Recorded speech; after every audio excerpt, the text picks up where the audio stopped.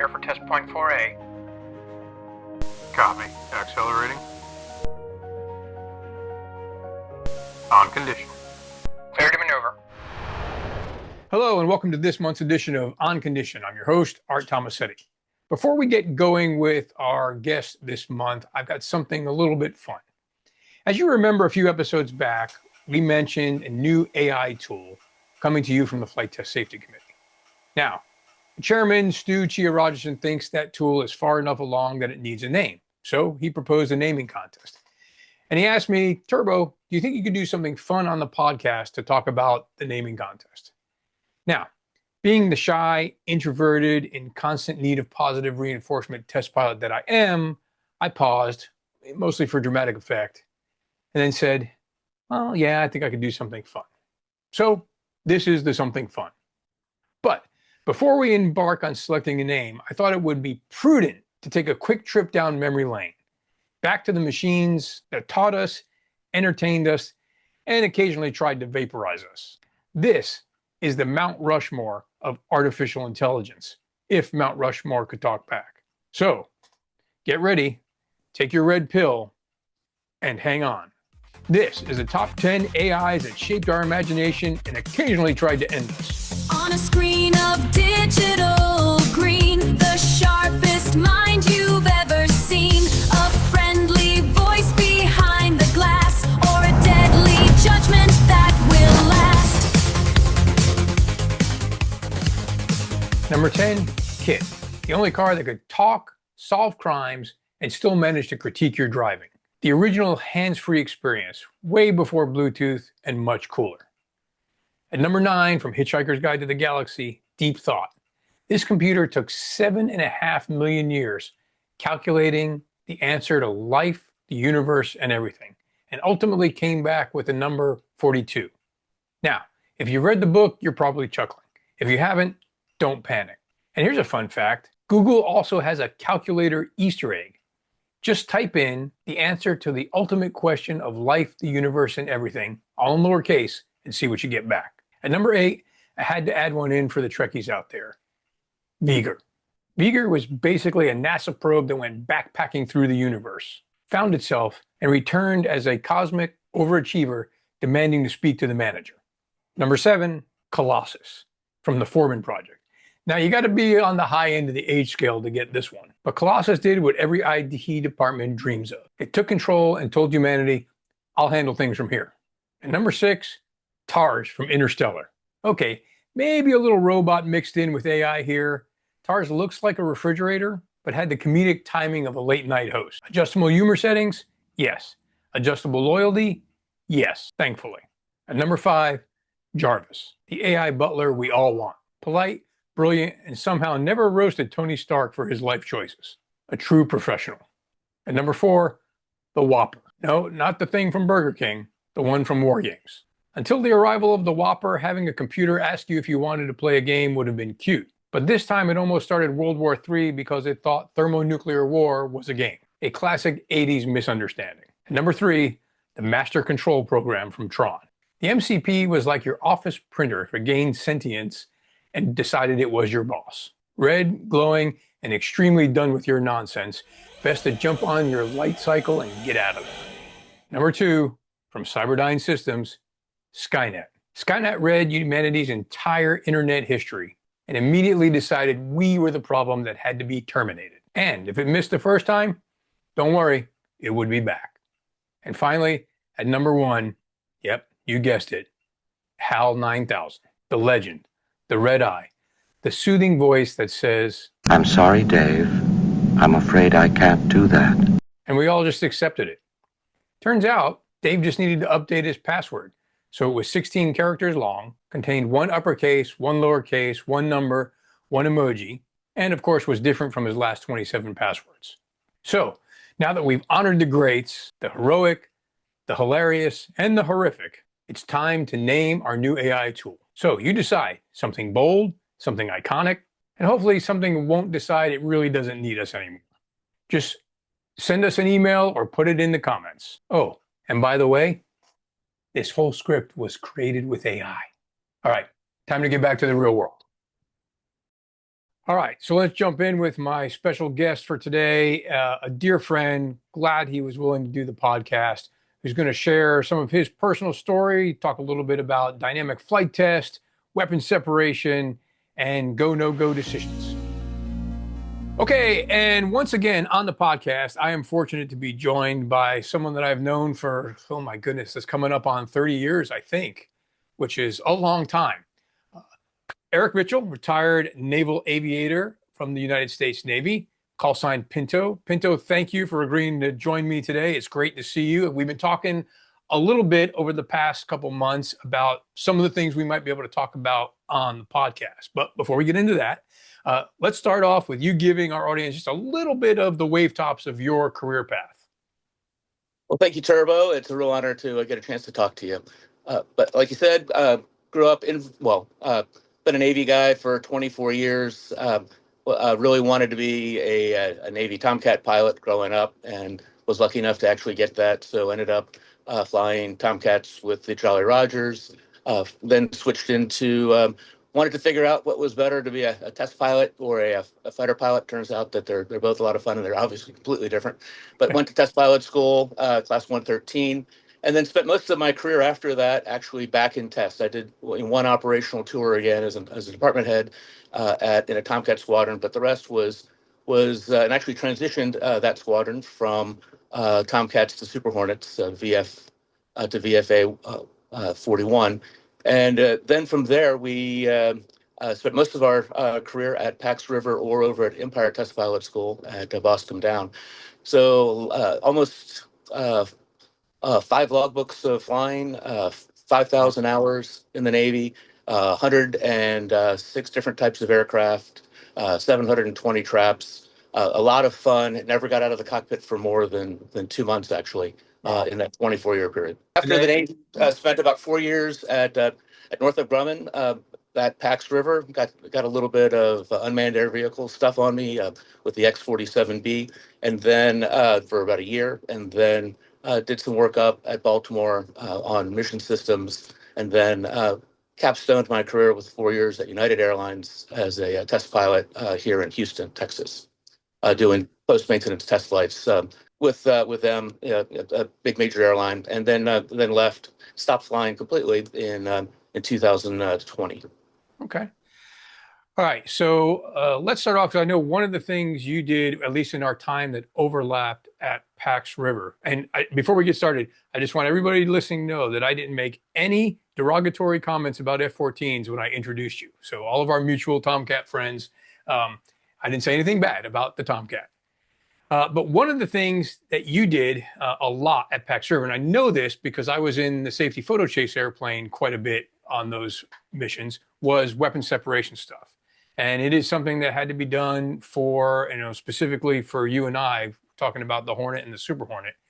Anytime a new weapon or configuration or anything like that came, or someone had a desire for it, we had to go out and do flight tests to certify that for the airplane, which required a specific series of flights to happen. So why don't you talk a little bit about your experience with WEPSEP while at Pax River? Well, starting off, Pax River had a sort of a parochial idea of WEPSEP in that the organization, the test agency that did all the fast jet stuff, actually oversaw all the testing of all WEPs across all the platforms, everything right from helicopters to props. We sort of stopped doing that a little bit, just realizing that that was sort of something that was left over from the 60s and 70s, 80s. Didn't really apply to modern flight test. So my office ran all of the ordnance tests, everything from captive carriage to live fire to weapon separation, which is basically just the first 20 feet away from the aircraft, making sure that the weapons and the aircraft can safely separate from themselves after the first ejection, after the trigger squeeze or the pickle. Bottom line is, it's not as easy as it looks. A lot of times you can shoot yourself down. There's a lot of well-documented cases of various airplanes successfully knocking themselves out of the sky while trying to either practice or shoot actual bad guys. So definitely something that was high risk, required a lot of buildup. You needed We needed some wind tunnel work sometimes. We would work before the flight test, get some wind tunnel work, certainly do some CFD analysis, and then do a build-up approach, typically in the Hornet or Super Hornet or other fast jet aircraft. The key points were generally the transonic points. So we'd start off heart of the envelope, zero 0.7 Mach to 0.8 Mach, then work our way up to about 0.9. The weapons generally behave very predictably, but then we'd look at about 0.95 to 0.97, and that's where you would generally have the most difficult and surprising results. And then we'd get to the limits of the airplane. For the Hornet, that was 1.2 Mach and 735 knots and a half a G. So those nominal test points, the subsonic test points, are those are great to introduce pilots to it's basically level or maybe a 30-degree dive, and you really have they are expensive test points to fly. Some of the weapons and shapes, a GBU-24 could cost $80,000 back in those years. So the 6th degree of freedom at TM systems that would be on each of the weapons. So if you're dropping 6 weapons, you got 6 of those, and then the cameras. And so it was all wet film back in the day. So once you flick the cameras on, which was the pinky switch normally for the external lights master switch in the aircraft, up to 24 cameras would spool up to high speed, 300 to 600 frames per second. You'd wait a couple of potatoes and then and then you've only got about 7 seconds to get the weapons off. It all happens in a heartbeat, in a dive, so they are high visibility test points for sure. And so for build-up, we normally have a cadre of either 2 to 3 test pilots in our group of about 20 pilots at the squadron. That would be we'd try to keep those guys current, and then the endpoint tests were especially tricky because some of the camera's systems normally had a 4G limit. The dive recovery was problematic because as you decelerated through transonic, you'd get a very severe transonic pitch up as you decelerated through the speed of sound, and the center of lift moved dramatically and almost instantaneously forward from the half chord position to the quarter chord position. Right. From a safety point of view, the biggest issues were we would clear the range with range clearing boats. Again, everything was a very expensive, pre-planned, all-day exercise where you'd have range clearing boats, NOTAMs. We're dropping in the Chesapeake Bay, and then we would have range trackers track the aircraft, clear us for drop, and then we would then pickle off the ordnance and then the drop needed to happen within a very relatively small cleared range window. Right.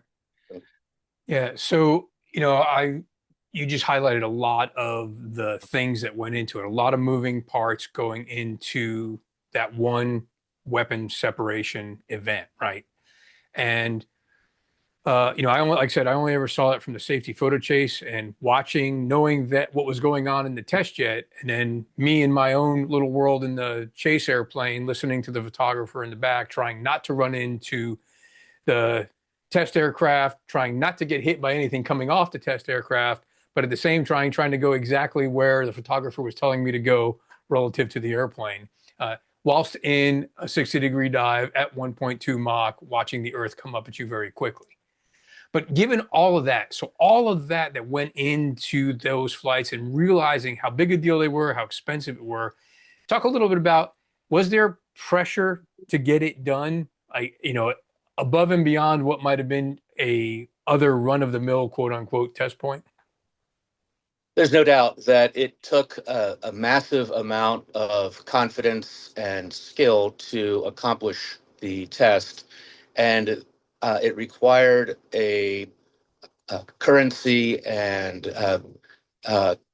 really the big thing is confidence, because once you turn those cameras on, now it's on. You only have that once they're on. You can't turn them off. You can't have a do-over. So you're committing to the point, and the tolerances were very, very tight. Right. On the supersonic endpoints, you would roll in at 40,000 feet at 0.95 and full afterburner. roll to a 60-degree dive, and then accelerate in blower. The drag counts on the airplanes were phenomenal because there's 24 cameras sticking out in the wind, slowing you down. So just unbelievable amount of drag on the airplane. So much higher thrust settings are required. Gas becomes a problem if you need to practice more than once before you go live usually on the second run. You accelerate, get on the 1.2 Mach line, and then the key point that's the hardest is making sure you get your G's right. The NZ needs to be 0.5 plus or minus 0.1. That actually required a modified pickling of the stores. Just the act of pressing the button, if you incorrectly done, would get you outside the envelope of an acceptable test, and then all of that would have to be repeated. Right. And then immediately, and that pickle is going to happen at about 17,000 feet. You're 60 degrees nose low, going like hell straight for the water. And now you need to start your recovery. Ground rush is becoming a factor, and you need to pull only about 2.5 Gs to 3 Gs. And then as the nose is coming through the horizon, anticipate that 1.75 G transonic pitch up that occurred in the Super Hornet, or the about a 1.2 G in the Hornet, and then recover. So the hazards were hitting the ground. The other hazards were having your wingman, your photo chase out of position. There's a famous case where an A4 got shot down by a bomb, or actually it was a jettison test by an F-18 back a few years before our time. The other would be the weapons coming off and doing something unexpected and going outside the hazard pattern, and that actually occurred twice while I was working there. Yeah. Okay, so let's pivot a little bit. So, obviously, dynamic type of flight testing for WEPSEP. You mentioned in your introduction some catapults and arrestments, so another type of dynamic flying. And then in your career, both at Pax River and then at Empire as an instructor, you had the opportunity to do a lot more highly dynamic airplane stuff. So why don't you talk a little bit about that?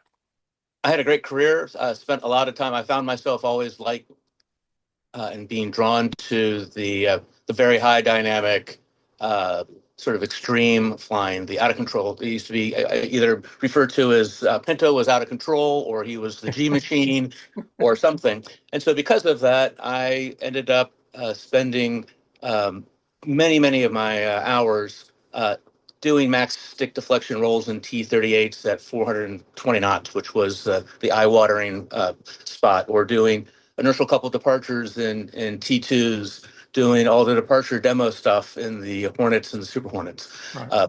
Really doing a lot of the loads tests, and you realize that the airplane's stronger than we are. Yeah. And just as frustratingly or interestingly, not only doing it as the pilot at the controls, but also as the instructor, either in the front seat or the back seat, typically in the back seat. And so students would prepare for a max stick deflection roll to the left, but they would get dyslexic and go the wrong direction. And so because of that, as I grew, I realized I actually did have almost had to have some neck surgery. Luckily, that turned out to not be the case, but I'm really suffering from spine and neck stuff, and really and some nerve damage that goes down my left side. But anyway, the point is that it's so fun to do, at least for me, that it was worth all of the pain. But one of the things that did happen is sometimes the pilot would be the weak link and have to call King's X. And so there were many loads tests where if, where we do a negative 1G 180, where the Hornet would really uncork inertially and violently in lateral G excursions with huge jerk onset and G onset rates. And so you'd be recovering, trying to get the stars out of your eyes, while the loads team says, hey, that's a good maneuver, let's move on to the next setup. And test conductors say, let's go. And you're still trying to wake up from the minor concussion that you just gave yourself, right? You literally see stars and you're like, hold on a second. And then you do that until you're almost out of gas, and then go hit a tanker and go do it some more. So instead of an operational aircraft, flying for about a 1.2 or 1.3 hours, we'd sometimes go do loads tests for 3 hours with tanker support. So really at the end of the day, you'd wake up and you'd come back and just be beat and realize that you're the guy, the weak link in the system, but you seem to be doing it better than a lot of other pilots. Yeah. I don't know, Turbo, did you ever see any of that? Okay, we'll pick it up there next time with my story about knowing when to say enough is enough. Now, your task before then, send us in your idea for the name for our new AI tool. Just put it in the comments for the podcast or send us an email and we'll capture it. And as always, be safe, be smart, and be ready to be on condition.